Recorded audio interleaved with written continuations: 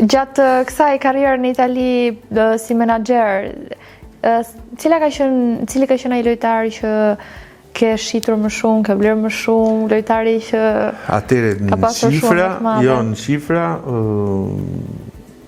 unë mund të kem menaxhuar mbi vetëm lojtarë të ekipeve kombëtare mbi 20. Dhe lojtarët domethënë që kanë bë, si më thënë, puna menaxherit duket kur i merr që është askushi dhe bëhet dikushi. Po. Ka qenë për shembull Armando Sadiku, që këtu lunte te Terite Elbasanit dhe çovan Zvicër. Armando Vajushin, domethënë që ishte një ndër shqiptarët e parë që po hyte në Serie A te Kievo.